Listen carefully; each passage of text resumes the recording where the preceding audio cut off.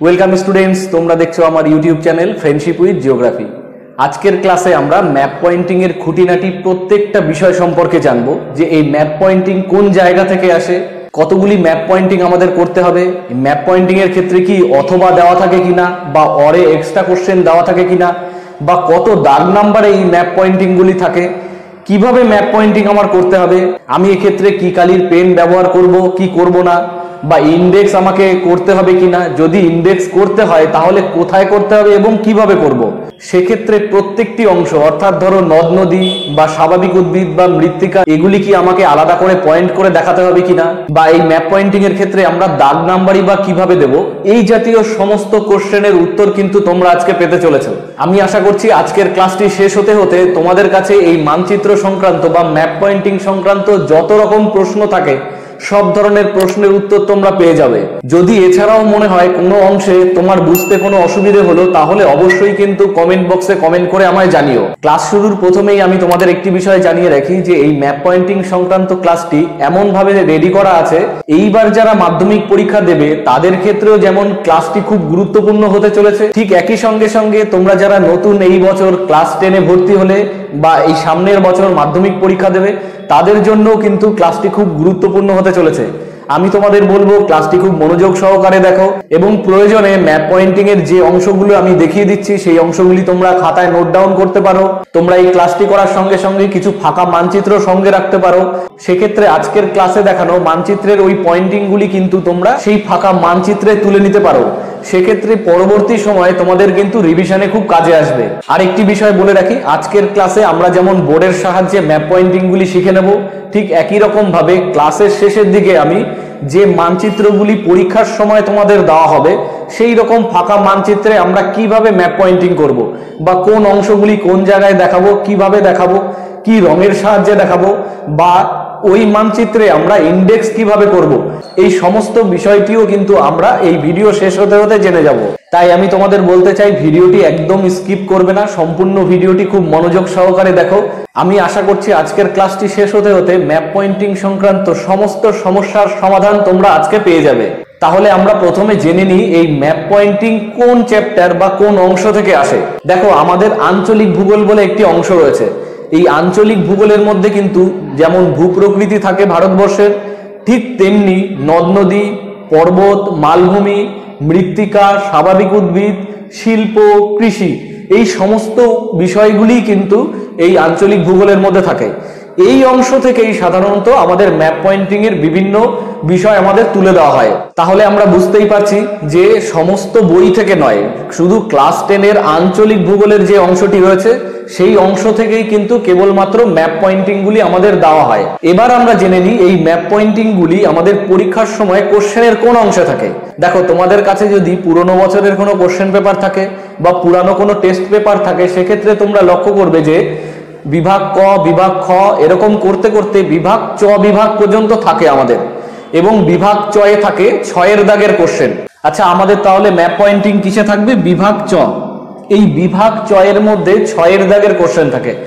তাহলে বিভাগ চ 6-এর দাগের কোশ্চেন, এবং এই 6-এর দাগের মধ্যে প্রত্যেকটা ম্যাপ পয়েন্টিং যেমন 6.1 এইভাবে দেওয়া থাকবে আমাদের, 6.1, 6.2, 6.3, 6.4 এইভাবে করতে করতে আমাদের 6.10 এই পর্যন্ত থাকবে। অর্থাৎ আমাদের 10টি ম্যাপ পয়েন্টিং করতে হবে। এই অংশ থেকে কিন্তু 10টি ম্যাপ পয়েন্টিং এর জন্য 10 নাম্বার বরাদ্দ থাকে। এবং একটা জিনিস তোমরা খুব ভালোভাবে মনে রাখো, এক্ষেত্রে কিন্তু কোনো অতিরিক্ত ম্যাপ পয়েন্টিং দেওয়া হয় না। অর্থাৎ আমরা কোনো ম্যাপ পয়েন্টিং একটি পারছি না বলে ছেড়ে দিয়ে অন্য একটি তার বিকল্প হিসেবে করব, সেই সুযোগ বা সেই সুবিধা কিন্তু আমাদের থাকে না। আমাদের 10টি ম্যাপ পয়েন্টিং দেওয়া থাকে, এবং এই 10টি ম্যাপ পয়েন্টিং কিন্তু আমাদের করতে হবে। এই বিষয়টি তোমরা ভালোভাবে জেনে নাও। দেখো, এবার আমাদের জানতে হবে এই ম্যাপ পয়েন্টিং কয়েকটি ভাগে ভাগ করা থাকে। এই ভাগগুলো কি সেটিও আমাদের জানতে হবে। দেখো, এই ম্যাপ পয়েন্টিং সাধারণত 10টি ভাগে ভাগ করা থাকে।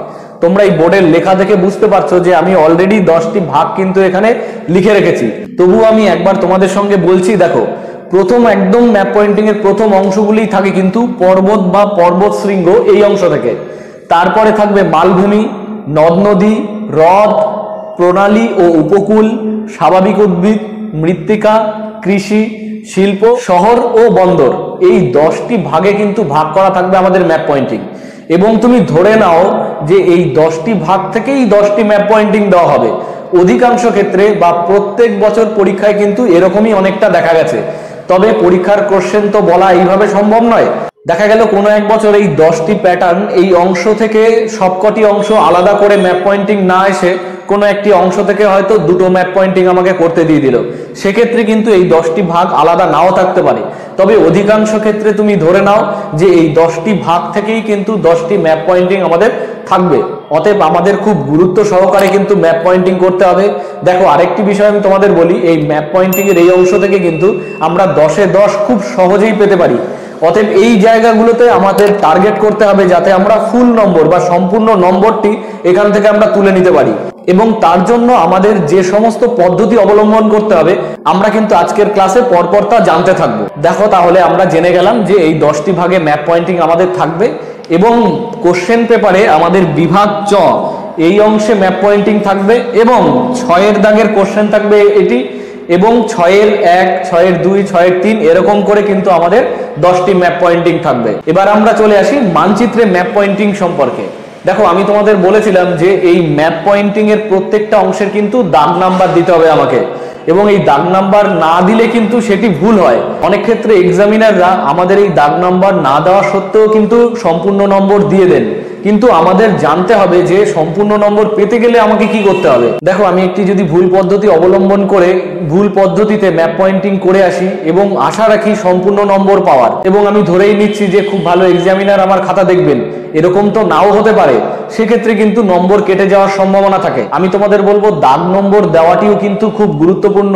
আজকের ক্লাসে আমরা একসঙ্গে শিখে নিই যে কিভাবে আমরা মানচিত্র করার সঙ্গে সঙ্গে দাগ নম্বর দেব। দেখো আমরা মানচিত্রে দেখে নিই বেশ কয়েকটি ম্যাপ পয়েন্টিং এবং তার দাগ নম্বর, তাহলে আমরা খুব ভালোভাবে এই বিষয়টি বুঝতে পারবো। দেখো এই যে নদীটি আমরা দেখতে পাচ্ছি মানচিত্রে, এটি মহানদী। এই মহানদীর যে গতিপথটি এটি কালো রঙের আমরা দেখিয়েছি। এই কালো রঙের দেখানোটি কি ভুল? দেখো একদমই না। আমাদের যদি হাতে পর্যাপ্ত সময় থাকে সেক্ষেত্রে আমরা এই নদীর যে গতিপথ এই গতিপথটিকে আমরা অন্য রঙের সাহায্যে দেখাতে পারি। যেমন ধরো নীল রঙের পেন বা স্টেডলার পেন্সিলের সরু অংশ দিয়ে যদি আমরা নদীর গতিপথটিকে দেখাই তাহলে কিন্তু এটি দেখতে খুব সুন্দর হবে। এবং একটা জিনিস খুব ভালোভাবে মনে রাখো বা আমাদের মনে রাখতে হবে যে এর গতিপথের শেষ অংশটি দেখো আলাদা করে কিন্তু 3টি অংশে ভাগ করা আছে। আমাদের এই ছোট ছোট বিষয়গুলো লক্ষ্য রাখতে হবে। এবং দেখবে মানচিত্রে এই অংশে আমরা খুব ভালোভাবে বুঝতে পারছি না, কিন্তু আমরা যখন সঠিক মানচিত্র দেখে এর ম্যাপ পয়েন্টিং গুলি করবো সেক্ষেত্রে দেখবে মানচিত্রের একটি নির্দিষ্ট অংশ অর্থাৎ একটি খাঁজকে আমাদের মনে রাখতে হবে খুব সুন্দর করে। তাহলে কিন্তু আমরা এই গতিপথের যে স্থানটি সর্বশেষ স্থান সেই স্থানটি কিন্তু আমরা কোনোভাবেই ভুলবো না। এভাবে কিন্তু আমরা মানচিত্রের কোন অংশে কি আছে আমরা মনে রাখবো। তাহলে আমরা কি বললাম, যদি আমাদের হাতে পর্যাপ্ত সময় থাকে আমরা তাহলে নীল কালির পেন বা স্টেডলার পেন্সিলের সাহায্যে আমরা এই গতিপথ দেখাবো। যদি আমাদের হাতে পর্যাপ্ত সময় না থাকে সেক্ষেত্রে আমরা যে পেনে মেইন খাতা লিখছি সেই পেনের সাহায্যেই আমরা ম্যাপ পয়েন্টিং করব, এক্ষেত্রে কোনো অসুবিধা নেই। দেখো তাহলে আমরা নদীর এই বিষয়টি খুব ভালোভাবে জেনে নিলাম। দেখো এই মানচিত্রে আরেকটি নদী আমাদের দেখানো রয়েছে, লুনি নদী। আমরা এক্ষেত্রেও কিন্তু এই ম্যাপের এই অংশগুলি খুব ভালোভাবে মনে রাখবো। যে অংশ থেকে শুরু, এই শুরুর অংশটি যদি আমরা ঠিকঠাক দেখাতে পারি এবং কিছুটা প্রবাহ পথ যদি আমরা সঠিকভাবে দেখাতে পারি তাহলে কিন্তু আমরা সম্পূর্ণ নম্বর এই অংশ থেকে পেয়ে যাব। এবার দেখো যে কেন্দ্রশাসিত অঞ্চল বা দিল্লি বা যে আমরা এখানে যেটি জানলাম শহর বা বন্দর, এক্ষেত্রে আমরা কি করতে পারি। দেখো এক্ষেত্রে আমি একটি চৌকো ছোট্ট বক্স মতো করে রেখেছি কালো কালির সাহায্যে। যদি আমাদের হাতে সময় না থাকে আমরা এরকম কালো কালির সাহায্যে চৌকো বক্স এভাবেও কিন্তু ইন্ডেক্স করতে পারি। যদি সময় থাকে আমরা লাল রঙের এই অংশেও একটি চৌকো বক্স তৈরি করতে পারি। এইভাবে যদি আমরা বিভিন্ন রং মানচিত্রে ব্যবহার করি সেক্ষেত্রে কিন্তু মানচিত্রটি দেখতে খুব সুন্দর হয়। দেখো তাহলে আমরা দিল্লি অর্থাৎ শহর বা বন্দর এই অংশের ক্ষেত্রে লাল রং ব্যবহার করব। শহরের ক্ষেত্রে যদি নদী হয় তাহলে আমরা নীল রং ব্যবহার করতে পারি। এবার দেখো মানচিত্রের এই দক্ষিণের এই অংশে দেখো দক্ষিণ ভারতের একটি ধান উৎপাদক অঞ্চল আমি এভাবে মানচিত্রে দেখিয়েছি। কিন্তু এই অংশে যদি আমার মনে হয় যে আমি এভাবে ইন্ডেক্স করব না, আমি এই অংশে কিন্তু স্টেডলার পেন্সিলের সাহায্যে সবুজ রং করে এই অংশটা সম্পূর্ণ এভাবেও কিন্তু আমি ম্যাপ পয়েন্টিং এর ক্ষেত্রে দেখাতে পারি। সেক্ষেত্রেও কিন্তু কোনো অসুবিধা নেই। কিন্তু এভাবে যদি মানচিত্রে আমরা বিভিন্ন রং ব্যবহার করে বিভিন্ন উপাদানগুলিকে দেখাই, সেক্ষেত্রে কিন্তু ম্যাপটি দেখতে খুব সুন্দর হয় এবং সম্পূর্ণ নম্বর পাওয়ার কিন্তু সম্ভাবনাও প্রবল বা বেড়ে যায়। দেখো তাহলে দক্ষিণ ভারতের ধান উৎপাদক অঞ্চল এখানে আমরা দেখেছি। এই অংশে গুজরাটের নিচের এই অংশ হলো খাম্বাত উপসাগর। এটি একটি জলের মতো দাগ দিয়েও আমরা নীল নীল রঙের এই অংশ দেখাতে পারি, যেটি আমরা কালো রঙের দেখিয়েছি। দেখো এই অংশে আরাবল্লী পর্বত রয়েছে, আরাবল্লী পর্বতও আমরা এইভাবে দেখাতে পারি। এছাড়া দেখো এই পর্বত সংক্রান্ত বিষয়ে আমি তোমাদের আরেকটি বিষয় জানিয়ে রাখি, যে শৃঙ্গ যদি পর্বত শৃঙ্গ দেখায়, সেক্ষেত্রে আমরা কিন্তু ছোট একটি ত্রিভুজের আকারে এইভাবে আমরা দেখাতে পারি। ধরো আমরা ম্যাপে দেখিয়েছি K2, এই অংশটাও কিন্তু আমরা এইভাবে দেখাতে পারি। তাহলে আমরা দেখো দিল্লি বা শহর এই অঞ্চলগুলো আমরা লাল রঙের দেখাবো, পর্বত শৃঙ্গের ক্ষেত্রে ত্রিভুজ আকারে দেখাতে পারি, আরাবল্লী পর্বত বা পর্বত শ্রেণীগুলি আমরা এই জাতীয় ইন্ডেক্সের সাহায্যে ব্যবহার করতে পারি, উপসাগর নদ নদীগুলি এভাবে দেখাতে পারি। দেখো আমাদের 10টি ম্যাপ পয়েন্টিং এসেছিল, আমরা 10টি ম্যাপ পয়েন্টিং এভাবে মানচিত্রের মধ্যে কমপ্লিট করলাম। এবার আমার প্রশ্ন অনুযায়ী দাগ নাম্বার আমাকে কিভাবে দিতে হবে সেটি একবার জেনে নাও। দেখো আমরা বিভাগ 6 প্রথমেই জেনেছি 6-এর 1 দাগ মানে 6.1, 6.2, 6.3 এভাবে আমাদের 10টি মানচিত্র বা ম্যাপ পয়েন্টিং করতে দেওয়া থাকবে। মনে করো তাহলে আরাবল্লী পর্বত এসেছে 1 নম্বরে অর্থাৎ 6.1 এই দাগ নাম্বারে, তাহলে মানচিত্রে আমি এর দাগ নাম্বার কিভাবে দেব? দেখো এই আরাবল্লী পর্বত, এর পাশে আমি লিখবো 6.1। এভাবেই কিন্তু আমাদের প্রত্যেকটি বিষয়ের দাগ নাম্বার দিতে হবে। মনে করো যদি মহানদী এটি 2 নম্বরে এসে থাকে অর্থাৎ 6.2, সেক্ষেত্রে আমাকে এই মহানদীর পাশে কিন্তু 6.2 এইভাবে আমাকে লিখতে হবে। এরকম করে কিন্তু ভারতের মানচিত্রের প্রতিটি অংশে অর্থাৎ প্রত্যেকটি অংশ আমরা দাগ নাম্বার অনুযায়ী প্রত্যেকটি অংশকে দেখিয়ে দেবো। মনে করো যদি K2 আমার থাকে 6.8, তাহলে আমার এই K2-র পাশে 6.8 বলে কিন্তু আমাকে লিখে দিতে হবে। তাহলে দেখো আমরা দাগ নাম্বার সংক্রান্ত যে বিষয় আমাদের মধ্যে ছিল সেই বিষয়টি আমরা জেনে নিলাম। এবার আমাকে জেনে নিতে হবে যে আমরা ইন্ডেক্স কিভাবে করব। এই ইন্ডেক্স বিষয়টি কিন্তু আমাদের মধ্যে ধারণার একটু জটিলতা তৈরি করে, তবে আমি বলছি একবার দেখলেই তোমরা খুব ভালোভাবে সেটি বুঝতে পারবে। দেখো মানচিত্রের এই অংশেও তুমি কিছুটা ফাঁকা জায়গা পেয়ে যাবে এবং মানচিত্রের এই অংশেও তুমি কিছুটা ফাঁকা জায়গা পেয়ে যাবে। সেক্ষেত্রে ম্যাপের তোমার সুবিধে অনুযায়ী তুমি বাঁদিকে অথবা ডান দিকে ইন্ডেক্স করতে পারো, কিন্তু তুমি যদি আমাদের মতো ভাবে চলতে চাও তাহলে আমি সেক্ষেত্রে বলবো মানচিত্রের ডান দিকে ইন্ডেক্স করো, এইরকম ভাবে একটি বক্স তৈরি করে নাও এবং উপরের এই অংশে ইন্ডেক্স বলে লিখে দেবো আমরা। এবং এই ইন্ডেক্স লিখে দেওয়ার সঙ্গে সঙ্গে এই যে 10টি মানচিত্র আমরা করেছিলাম ম্যাপ পয়েন্টিং ভারতের মানচিত্রের মধ্যে, এবং এইভাবে আমরা 10টি ছোট ছোট বক্স তৈরি করে নেব। এবং এই বক্সগুলি অনেক সময় 10টি না হয়েও 7টি বা 8টির মধ্যে বা 4টির মধ্যেও সীমাবদ্ধ থাকতে পারে। তার কারণ আমি তোমাদের বলে দিচ্ছি। ধরো শহর বা বন্দর এই অংশ থেকে আমাকে 2টো বা 3টে ম্যাপ পয়েন্টিং দিয়েছে, সেক্ষেত্রে আমি মানচিত্রের যেভাবে আমি দেখিয়েছি সেটি তো একটি আইকনের সাহায্যে দেখিয়েছি, সেই আইকনটি আমাকে এখানে লিখতে হবে। অর্থাৎ ধরো নদীর ক্ষেত্রে প্রথমে যদি নদী থাকে বা আমি নদীর ইন্ডেক্স করতে চাই, তাহলে এই অংশে আমি নদীর মতো করে একটি আঁকাবাঁকা অংশ দেখিয়ে দেবো, এটি আমাদের নদী। এবার ধরো মনে করো আমি এই দিল্লি এই অংশটি দেখাতে চাই, সেক্ষেত্রে আমি ইন্ডেক্সের এই অংশে আমি রেড কালারের একটি বক্স এঁকে দেবো, আর এই অংশে আমরা লিখব দিল্লি। তাহলে এই অংশে আমরা লিখছি নদী, এই অংশে দিল্লি। এবার ধরো এই অংশ রয়েছে দক্ষিণ ভারতের ধান উৎপাদক অঞ্চল, এই অংশটাকে আমরা দেখাবো। সেক্ষেত্রে আমরা এই অংশে যেমন আমরা ম্যাপে দেখিয়েছি ঠিক তেমন ভাবে দেখিয়ে দিয়ে লিখব ধান উৎপাদক অঞ্চল, ধান উৎপাদক অঞ্চল। তাহলে আমরা এই অংশে ধান উৎপাদক অঞ্চল দেখিয়ে দিলাম। একই রকম ভাবে যদি আমরা পর্বত দেখাই, সেক্ষেত্রে আমি এই একই রকম ভাবে পর্বতের আকার একটি চিত্র অঙ্কন করে এই অংশে দেখিয়ে দেবো পর্বত বলে। এবং যদি ধরো আরেকটি অংশ অর্থাৎ খাম্বাত উপসাগর এটি আমাকে দেখাতে হয়, সেক্ষেত্রে আমরা জলের মতো যে দাগগুলো দিয়েছি এই দাগগুলি এই অংশে এঁকে তার ডান দিকে আমি খাম্বাত উপসাগর বলে লিখে দেবো। এভাবে কিন্তু মানচিত্র অঙ্কনের সময় আমরা প্রত্যেকটি উপাদান অর্থাৎ প্রত্যেকটি বিষয় যে বিষয়গুলি আমাদের দেখাতে হবে সেই বিষয়টি আমরা ডান দিকে একটি বক্স করব, উপরে ইন্ডেক্স বলে লিখব এবং প্রত্যেকটি ঘরে কিন্তু সেই বিষয় সম্পর্কে আমার জানিয়ে দিতে হবে। এইভাবে মানচিত্র কিন্তু আমাদের করতে হয়, তাহলে কিন্তু সম্পূর্ণ নম্বর পেতে আমাদের বিশেষ সুবিধা হবে। এবার দেখো আমি তোমাদের দেখাবো কয়েকটি মানচিত্র আমার রেডি করা আছে, সেই মানচিত্রে আমরা কিভাবে কোন অংশে কি দেখিয়েছি সেই বিষয়গুলি তোমরা দেখে নিতে পারো। এবং আমি তোমাদের বলবো প্রয়োজনে তোমরা মানচিত্রের স্ক্রিনশট নিয়ে রাখতে পারো, তাতে পরবর্তী সময়ে ওই বিষয়টি দেখেই কিন্তু আমরা ম্যাপ পয়েন্টিং গুলো করে নিতে পারবো। আমি বেশ কয়েকটি ম্যাপ পয়েন্টিং তোমাদের সঙ্গে এবার শেয়ার করছি, তোমরা দেখো এই ম্যাপ পয়েন্টিংগুলি, সঙ্গে আমরা একসঙ্গে আলোচনা করে নেব, তাতে দেখবে এই বিষয় সম্পর্কে তোমাদের মধ্যে সম্পূর্ণ ধারণা পেতে বিশেষ সুবিধা হবে। এবার আমরা দেখে নিই যে ভারতের মানচিত্রে, অর্থাৎ যে মানচিত্রটি আমাদের পরীক্ষার সময় দেওয়া হবে, সেই মানচিত্রটি দেখতে কেমন এবং তার কোন অংশে কিভাবে আমরা ম্যাপ পয়েন্টিংগুলি করব। দেখো, মানচিত্রের এই অংশ থেকে যদি কোনো বিষয়ে বুঝতে অসুবিধে থাকে অবশ্যই কিন্তু তোমরা কমেন্ট বক্সে কমেন্ট করে আমায় জানিও। দেখো, এই মানচিত্রটি তোমরা ভালোভাবে লক্ষ্য করো, তাহলে বুঝতে পারবে। দেখো, এই অংশে আরাবল্লী পর্বত আমরা দেখিয়েছি। দেখো, এর উপরেও আবার রয়েছে একটি পর্বতমালা, এটি শিবালিক পর্বতমালা। এই অংশে রয়েছে লাদাখ মালভূমি এবং তার উপরেই রয়েছে কেটু। এই অংশে রয়েছে নাগা পর্বত। এইভাবে কিন্তু বেশ কয়েকটি পর্বত শৃঙ্গ বা অঞ্চল আমরা দেখিয়ে দিয়েছি এই ম্যাপ পয়েন্টিং এর এই অংশে। দেখো, এই অংশে দাক্ষিণাত্য মালভূমি, এই মারমাগাঁও, কোচি বন্দর, আনাইমুদি, এই অংশগুলো কিন্তু এই ম্যাপে দেখানো রয়েছে। এছাড়া দেখো, এই অংশে বিশাখাপত্তনম রয়েছে, পূর্ব উপকূলের একটি স্বাভাবিক বন্দর, পারাদ্বীপ রয়েছে, হলদিয়া বন্দর রয়েছে। এছাড়া দেখো, মেঘালয় মালভূমি রয়েছে, নাগা পর্বত, নামচা বারোয়া, এই অংশে রয়েছে দেখো কাঞ্চনজঙ্ঘা। তাহলে এই মানচিত্রের সাহায্যে আমরা অধিকাংশ পর্বত এই অংশ দেখতে পেলাম, মালভূমি কিছুটা দেখতে পেয়েছি। এছাড়া বেশ কয়েকটি বন্দর বা শহর, এই অঞ্চলগুলো কিন্তু আমরা এই ম্যাপের সাহায্যে দেখেছি।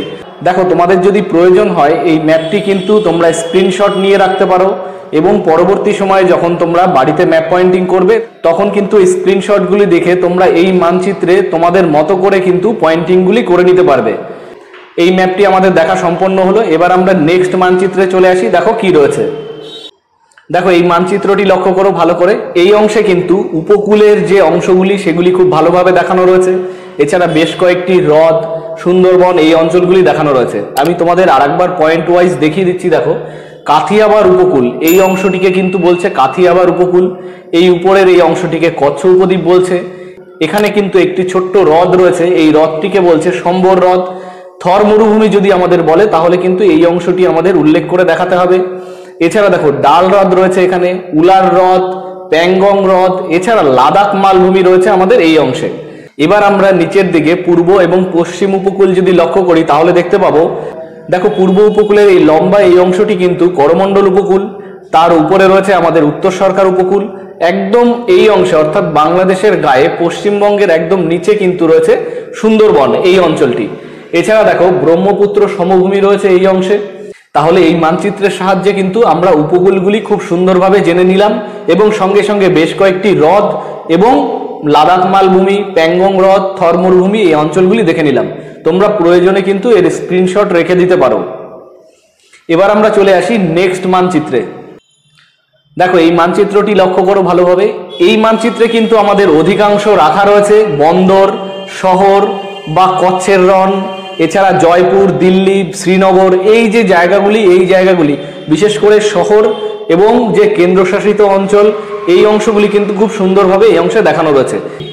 এছাড়া কিন্তু এই অংশে দেখো আমাদের 10 ডিগ্রি চ্যানেল এই অংশে দেখানো রয়েছে। এছাড়া ভুবনেশ্বর, কলকাতা, চিল্কা হ্রদ, চিল্কা হ্রদ কিন্তু আমাদের মানচিত্রে এই ছোট যে অংশটি আমরা দেখতে পাচ্ছি এই অংশটি কিন্তু আমাদের চিল্কা হ্রদ। এছাড়া বারাণসী রয়েছে, চিত্তরঞ্জন রয়েছে, এলাহাবাদ, জয়পুর, দেখো কাশ্মীর উপত্যকা রয়েছে এই অংশে, শ্রীনগর রয়েছে, কচ্ছ উপসাগর, খাম্বাত উপসাগর, জওহরলাল নেহেরু বন্দর, মুম্বাই বন্দর, এগুলি তোমরা এই মানচিত্রগুলি খুব ভালোভাবে লক্ষ্য করো, তাহলে কিন্তু তোমাদের অধিকাংশ ম্যাপ পয়েন্টিং এই অংশ থেকেই কিন্তু তোমরা কমপ্লিট করে নিতে পারবে। এবার আমরা চলে আসি আরেকটি মানচিত্রে। এই মানচিত্রটি দেখার সঙ্গে সঙ্গে আমি আরেকটি বিষয় তোমাদের বলে রাখি, একদম শেষে আমরা নদ নদীর মানচিত্র রেখেছি, তার কারণ নদ নদীর মানচিত্রের সঙ্গে আমাদের ইন্ডেক্স করা রয়েছে। আমরা ইন্ডেক্সটিও কিন্তু খুব ভালোভাবে বুঝে নেব, এই জন্যই আমরা নদ নদীর মানচিত্রটি এর পরে রেখেছি। দেখে নি তাহলে আমরা নেক্সট মানচিত্রটি। দেখো, এই মানচিত্রে কিন্তু অধিকাংশ যে অঞ্চলগুলি কৃষিপ্রবণ অঞ্চল বা গম উৎপাদন, ধরো ধান উৎপাদক অঞ্চল, এই অঞ্চলগুলি দেখানো আছে। এছাড়া কিছু মৃত্তিকা অঞ্চল সেটিও কিন্তু এই অংশে খুব ভালোভাবে দেখানো আছে। তোমরা দেখো, যদি উত্তর ভারতের গম উৎপাদক অঞ্চল আসে তাহলে কিন্তু আমরা এই অংশটা দেখিয়ে দেবো। এর মাঝখানে আরেকটি অংশ রয়েছে, সেটি হলো আমাদের উত্তর ভারতের আখ উৎপাদক অঞ্চল। পশ্চিমবঙ্গের এই অংশটি, এটা রয়েছে কিন্তু আমাদের পূর্ব ভারতের ধান উৎপাদক অঞ্চল। এবং দেখো, যে অংশটি কালো মতো লক্ষ্য করতে পারছি আমরা, এই অংশটা কিন্তু আমাদের পশ্চিমবঙ্গের একটি চা উৎপাদক অঞ্চল। এছাড়া দেখো, আরেকটি বিষয় আমরা দক্ষিণ দিকে যদি দেখি ভারতের মানচিত্রের, তাহলে একদম দক্ষিণের অংশ হলো দক্ষিণ ভারতের গম উৎপাদক অঞ্চল, যেটি এই অংশ। এছাড়া উপরের একটি সাদা অংশ আমরা যদি ভালোভাবে লক্ষ্য করি, এই অংশটি তাহলে আমরা দেখব এটি হলো দক্ষিণ ভারতের কিন্তু চা উৎপাদক অঞ্চল, এবং নিচের দিকে আরেকটি অংশ যেটি আমাদের দাগ মতো টানা রয়েছে, এই অঞ্চলটি কিন্তু আমাদের দক্ষিণ ভারতের একটি কফি উৎপাদক অঞ্চল। তাহলে দেখো, উৎপাদক অঞ্চল বা কৃষি উৎপাদক অঞ্চল এগুলি আমরা ভালোভাবে জেনে গেলাম এই মানচিত্রের সাহায্যে। তোমরা এই মানচিত্রগুলি কিন্তু খুব ভালোভাবে দেখে নিও, এবং এই মানচিত্রগুলির প্রয়োজনে তোমরা ম্যাপেও কিন্তু পয়েন্ট করে রাখতে পারো, সেক্ষেত্রে তোমাদের রিভিশনে কিন্তু খুব সুবিধে হবে। দেখো, এবার আমরা চলে এসেছি নদ নদীর মানচিত্রে। এই অংশে আমি তোমাদের বলেছিলাম যে একটি ইন্ডেক্স করা রয়েছে আমাদের এই মানচিত্রের মধ্যে, যে কোন অংশে আমাদের ইন্ডেক্স করতে হবে এবং কিভাবে, সেটিও কিন্তু আমরা এই মানচিত্রের সাহায্যে জেনে নিতে পারবো। আগে আমরা দেখে নিই নদ নদী কোন অংশে কিভাবে প্রবাহিত হয়েছে বা তার প্রবাহ পথগুলি। দেখো, লুনি নদী এই অংশে যদি আমাদের আসে, তাহলে একদম উপরের এই অংশে রয়েছে আমাদের লুনি নদী, নিচেই রয়েছে সরাবতী, নর্মদা নদী, তাপ্তি নদী, এবং একদম নিচের অংশে যদি দেখতে থাকি আমরা, তাহলে দেখব দক্ষিণ দিকের অংশে কাবেরী নদী রয়েছে, কৃষ্ণা নদী, গোদাবরী, মহানদী, এবং একদম উপরে যে বড় নদীটি রয়েছে এটি হলো আমাদের গঙ্গা নদী, এবং ডান দিকের যে অংশটি এটি আমাদের ব্রহ্মপুত্র নদী, যেটি বাংলাদেশের মধ্যে দিয়ে প্রবাহিত হয়েছে। এইবার এই অংশে আমি তোমাদের প্রথমেও মানচিত্রে বা ম্যাপ পয়েন্টিং এর ক্ষেত্রে বলেছিলাম যে নদীগুলির প্রবাহ পথের শেষ অংশ অর্থাৎ সমুদ্রের সঙ্গে যে জায়গায় মিলিত হয়েছে সেখানে কিন্তু প্রবাহের একটি পথ নয়, সেখানে দুটি বা তিনটি পথে ভাগ করা রয়েছে। যেমন আমরা যদি মহানদী এই নদীটি লক্ষ্য করি, তাহলে এর শেষের অংশটি আমরা দেখতে পারবো যে এখানে কিন্তু আমাদের তিনটি ভাগ রয়েছে।